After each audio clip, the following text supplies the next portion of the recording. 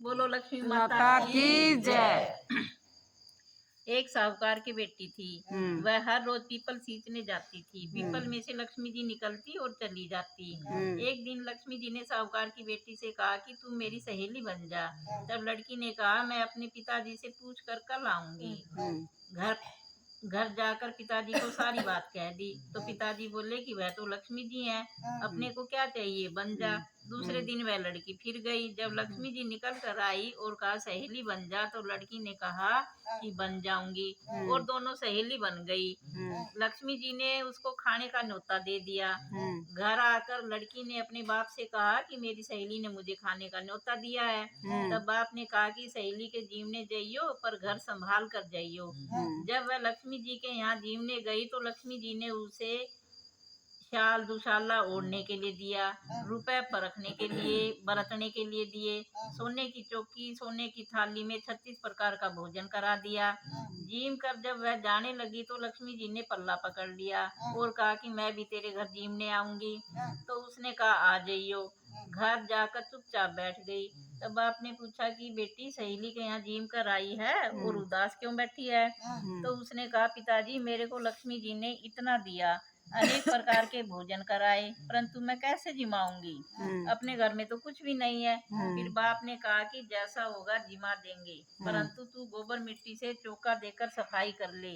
4 मुख वाला दिया जलाकर लक्ष्मी जी का नाम लेकर रसोई में बैठ जाइयो। लड़की सफाई करके लड्डू लेकर बैठ गई। उसी समय एक रानी नहा रही थी।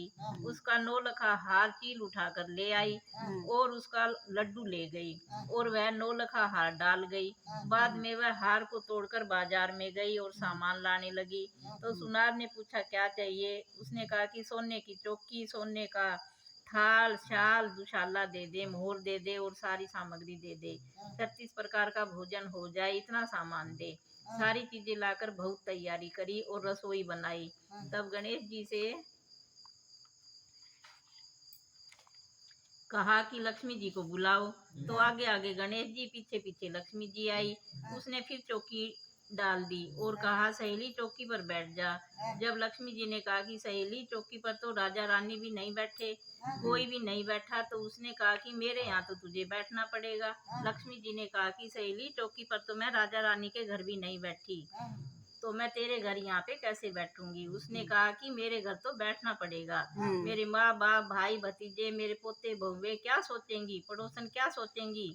लक्ष्मी जी की सहेली बनी थी, 28 पीढ़ियों तक यहीं पर रहना पड़ेगा अब तुझे। फिर लक्ष्मी जी चौकी पर बैठ गई। तब उसने बहुत खातिर की, जैसे लक्ष्मी जी ने की थी वैसे ही। लक्ष्मी जी उस पर खुश हो गई और घर में खूब रुपया धन लक्ष्मी हो गई। साहूकार की बेटी ने कहा कि मैं अभी आ रही हूँ, तुम यहीं बैठी रहना, जब तक मैं घर ना आऊं तुम चली मत जाना। लक्ष्मी जी गई नहीं और चौकी पर बैठी रही। उसको बहुत धन दौलत दिया। हे लक्ष्मी माता, जैसे तुमने साहूकार की बेटी को दिया वैसे सबको देना। कहता सुनता हुंकारा भरता, सारे परिवार को दियो। पियर में ससुराल में बेटे पोते को देना। हे लक्ष्मी माता, सबका दुख दूर करना, दरिद्रता दूर करना और सबकी मनोकामना पूर्ण करना। दिवाली के दूसरे दिन सब लोग धोख खाओ। सारी औरतें अपनी सासू जी और ननद के पैर छूकर रुपए देती जाओ और साथ में लड्डू भी दो। बोलो लक्ष्मी माता माता की की जय। जय।